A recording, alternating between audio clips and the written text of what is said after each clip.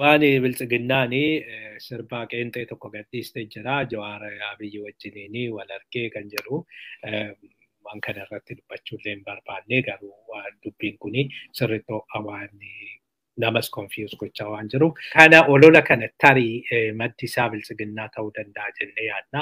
Biltsiginnaadhumatu kaadiree isaa tasgabbeessuudhaa fi Jawaaris nutti galee jira. Jawaaris nu wajjiniin jira. Jawaaris nu wajjiniin hojjechuu jalqabe jechaadha. Egaa nama paaspoortii dhoorgatame erga baheeyyuu ji'a sadaffaaf deemaa jira. Hanga ji'a sadii kana paaspoortiin argatin Jawaarii paaspoortii kennuun seenaa keessatti riikardii kan qabate waggaa lama moo maali? Sana ol kan fudhatedha. Nama akkasii kadhatu masaraatti deddeebi'ee Abiyyi wajjiniin mari'atee Abiyyi wajjiniin waboo galchuudha fi maalii godhuudha fi hojjechaa jira. Soban jirre kun uummata Oromoo waan akkasii hin amanina. Madda akkasii kana oduu akkasii kana yoo argitanii eessaa fidde jedha hunduma fuuldura dhaabadha. Waan hin fakkaannes loojikaalis waan hin taanedha. Waboon bosona kan gale waan carraan karaa nagaatiin ittiin socho'anii fi karaa nagaatiin qabsaan waan dhabameef malee fedhii waraanuu yookiin immoo akkasuma jabduu ta'ee mul'achuu fi ana malee namni hin jiru jedhee mul'achuudha fi miti. Rakkoodha, roorroodha. Ijoollee Oromoo kan bosonatti galche. Roorroo sana keessaa immoo inni guddaan waboodhaaf humna guddaa ta'e addunyaa irratti illee akka beekamuu fi addunyaa irratti uummata Oromoof illee akka naasuun dhufu. Hundumtuu iyyuu addunyaa irratti biyyoonni garaagaraa hundi akka Oromoof nahanii fi Oromoof gaddan kan godhe keessaa tokko hidhamuu Jawaari. Waboon kana sirriitti itti fayyadamee sirriitti itti fayyadamuus qaba. Kun olaan karaa nagaatiin nan qabsaa jedhee beekaa keenya cimaa keenya biyya galee Abiyyi garuu waan tokko malee himannaa tokko malee badii tokko malee mana hidhaatti guree waggaa lamaa olii fi kan achi jiraachiseedha. Kana jechuun Abiyyi nama nagaa miti. Abiyyi nama fedhii dimokiraasii nagaa barbaaduu miti. Abiyyi jechuun saayikoopaatidha. Abiyyi jechuun nama beekayyuu nama qeerroo akkasumas qeerroo geggeessee nama asiin ga'e kana nama hidhaatti galcheedha. Nama akka lammaa kana nama ari'eedha. Even lammaas haa ta'u Jawaaris haa ta'u ajjeechaa nama irratti raawwateedha. Yaalii ajjeechaa jechuudha. Kanaafi Hacaaluu ijoo keenya nama ajjeesedha. Kanaafi nama akkasii kana wajjiniin deebi'anii mari'achuun yookiin immoo qabsoo Oromoo dhiisanii kana wajjin hojjechuun waan hin yaadamne. Oromoo waan akkasii irraa tasuma hin yaadina. Yoo sana fedhe Jawaar jalqabumaa biltsiginnaa galuu ni danda'a ture. Namni dhorku hin jiru. Ofii koos wanti inni ta'uuf hin jiru. Amma hunduma caala immoo kan dhageenye hojii dhaabaa dhiisee numaayyuu araara na wayyaanaayi araarsuu na wayya jedhee jira. Hojii dhaabaa dhiisee kan jedhu namni lamaa sadii wayii nu gaafatan waan akkasii hin jiru dhiisaa. Yoo sana fedhe maaliif ittaanaa ta'ee filatame reedeen gaddaa miti ittaanaa ta'ee kan filatame. Kanaafi waan akkasii waan nama adeemsisuu miti wanta dogoggoraati. Nuti tokkummaa keenya eeggannee deemuu qabna. Uummata Oromoos hin fayyadu. Nuti kan nu fayyadu tokkummaa keenya eegnee deemuu qabna. Akkamitti walii galle akkamitti mataa keenya walitti finne uummata keenya walitti finne qabsoo kana finiinsinee uummata Oromoo injifataa goona. Kanaadha kan nurraa eegamu. Oolmaa Oromiyaa qabna. Oolmaa Oromiyaatiin waraanni PP harree 27 booji'ee jira. Egaa kana qoosaa miti waan ofii waan isaan ibsatanidha. Kanaafi wanti nuti xinnoo kolfaa jenneeti. Yoo jechuun gaddeemtuun harree kiraafuuti waan jedhamu jiraame isaa fi nama dadhabanii jennaan. Harroota qonnaan bulaati kan isaan baasatanii kunuuti isinitti argisiisnaa. Kuni biiroo kominikeeshiniiti kan baase. Biiroo kominikeeshinii godina Wallagga Lixaa dhaqxanii ilaaluu dandeessu. Isaanuma jala jira. Aanaa Boojii Dirmajjiitti hojii opereeshinii qindaa'aa gaggeeffame. Sanuu qindaa'aadha. Opereeshinii qindaa'aa guddaa isaati kan gaggeeffame. Opereeshinii guddaa gaggeeffameen shororkeessitoota abaa'oo shanee harkaa harroota 17 baafamee jira. Egaa kanaanii harroota qonnaan bulaa fudhanii yookiin irraa fudhachuudhani shanee irraa fudhannee abaa'oo shanee irraa boojinee jechuudhani uummata kan isaan rakkisaa jiranii garuu waan hedduu nama gaddisiisu waan hedduus nama kofalchiisu kana oduu godhanii biiroo kominikeeshinii Wallagga biyyaa kana dhiyeessuun isaa hagam salphina akka ta'edha. Egaa gana ammatti harree booji'anii jiru yoom farda akka booji'an yoom gaangee akka booji'anii ganaa ilaalla.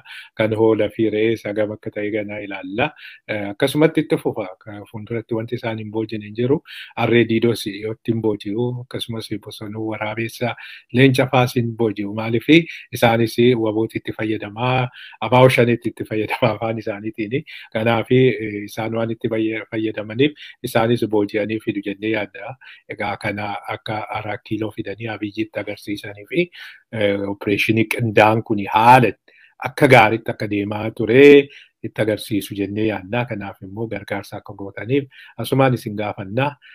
Kanumaan oduu ittaanutti ceenaa oduun keenya ittaanu mariin biyyoolessaa abaa wajjiniin araarama jennaan nuti duubatti hin deebinu jedhee jira.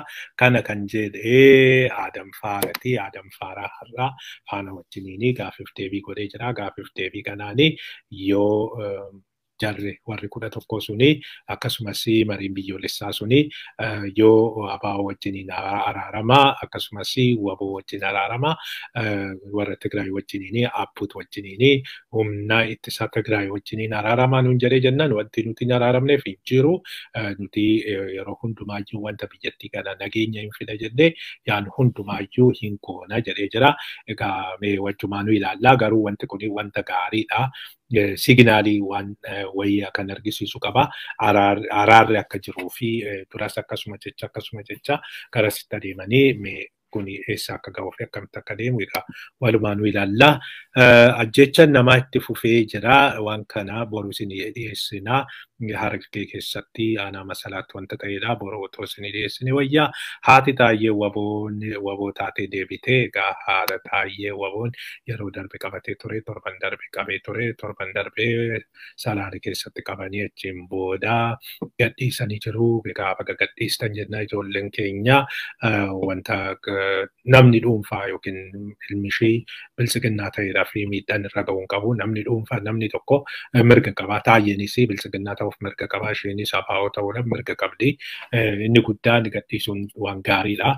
Garuu Taayyeedhaa fi egaa leessanii guddaadha jennee yaadna. Warri kunis akkasuma maatiin isaanii akkasuma jalaa qaqqabamaa jiru. Inni kuni mirga baay'inaan warra naannoo jiran kana adda baasachuu qabna. Firan abaluota fira shimallis yookiin Taayyee yookiin Abiyyiis ta'aniidha. Gatii wanti jibbinuufis hin jiru.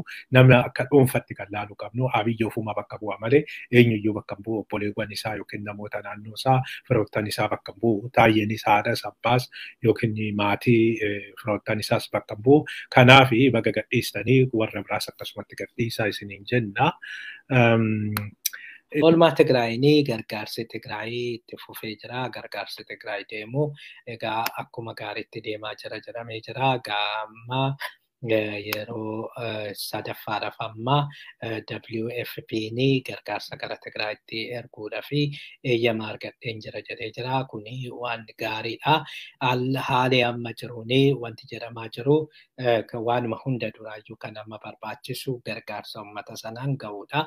Kanaaf namoonni tokko warra Tigraay fi odeeffannoon yookiin immoo gurri kenname Oromoon baay'een otoo rakkachaa jiru maal jedhu waraanarra jiru. Ammallee Oromoonni akka gaariitti hin hubatamne yookiin hin jedhamne kan jedhamu jira. Haa ta'u malee kuni amma Ameerikaanii kan jechaa jirtuu fi kan gaafattes addunyaanis kan jedhu loojikiinis kan nuti loojikaalis wanti fudhatama qabuu fi seensii qabu. Uummanni Tigraay uummata miliyoona 2 olitu rakkatee jira. Afaan du'aarra jira amma. Kanaaf uummata kanaa du'a jalaa baraaruun barbaachisaadha. Kanaaf jecha egaa hundumtuuyyuu gargaarsi amma waan biraa miti. Gargaarsi namni beela'e kuni xinnumallee gargaarsi nyaataa ga'ee achiin booda namoonni kuni xinnoo akka dandamatan gochuudha. Erga gargaarsi ga'een booda achiin booda waa'een araaraa in dhufaa. Waa'een araaraa gaafa dhufu waraanni biyyattii sana keessatti hin barbaachisu. Iddoo hundumaayyuu yaa furmaanni argamu kan jedhu garasitti adeemu.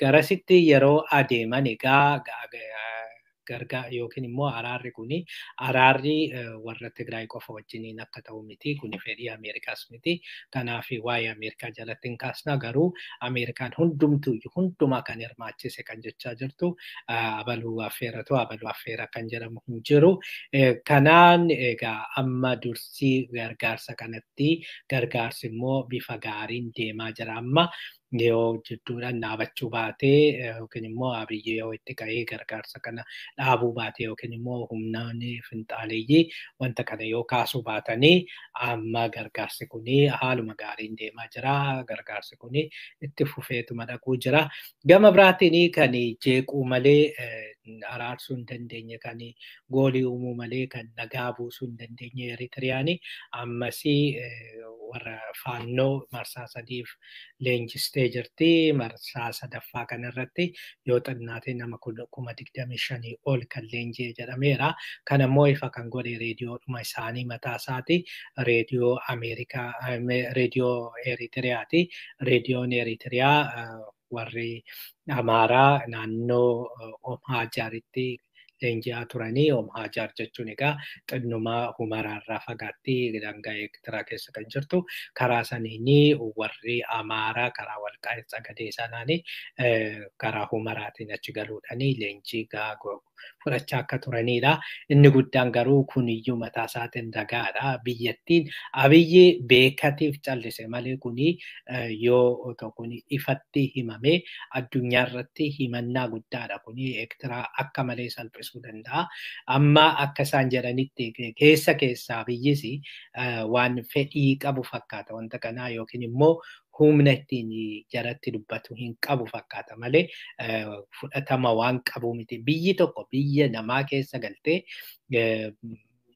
tokko duraan dursitee Eritiriyaan biyya namaa keessa galtee weerara gaggeessitee lammii Itoophiyaa hedduu ajjeestee miidhaa meeqarraan geessee ture. Kanaaf ittiin gaafatamne lammaffaa egaa gaafa galtu sanis waliigaltee keenyan hin jenne garuu waliigaltee jira. Amma immoo deebi'anii miidhaa sana hunda geessisanii deebisanii qaama tokko biyyattii keessattuyyuu qaama beekamtummaa seeraa hin qabne tokko leenjisuun yakka kanas Abiyyi akka nama arginitti kan inni bira darbaa jiru malee otoo kuni sirrii miti jedheen yoo ta'u fuula guure wanti fiddu hin jiru Eritiriyaanii homaas wanti gootu hin jiru garuu beekatiif kana bira darbaa jira jara sossobaa jira sossobeet amma gara karaa nagaatti qofa naa deebi'aa jechaa ni jira isaantu didee malee nu basaasuudhaa fi maalii nu godhuudhaa fi yoo nuti garasitti yookiin immoo hidhataa gandaa milishaa gandaa keessa ogallee jenne eenyummaa keenya hin baraa kanaafiyyuu waan barbaade nurratti fudhachuu danda'a kan jedhuun shakkiidhaan malee warri kuni agas jibbaa fi walitti bu'iinsa addaan qabanii Abiyyi wajjiniin otoo walitti bu'iinsa addaa qabaatanii agaa isaanii obsu kana Oromoof obsuu hin danda'u hin obsines argine Oromoo gaafa jalqaba dhufee jalqabee Oromootti diina inni Oromoo kan itti duulamuudha kan rukutamuudha. Gaafa jalqaba dhufee Abiyyoota Addabaabaayii jedhamutti boombiinatti darbatan jedhame kan inni dura balaaleffate shanee jedheeti guyyaa sana kan balaaleffate yeroo sanii jalqabe inni Oromoo akkuma diinatti ilaala Abaa'oos akkuma diinatti ilaala yoomiyyuu Abaa'oo diinarraa adda godhee hin ilaalu maaliif ijaarumti keessi isaa eenyummaa dhumti isaa namummaa dhumti isaa Abiyyi amantaan isaa durii jalqabee jannoon takkaan jijjiiramne sabummaan namni dhaabbatu namaa miti jedhee yaada.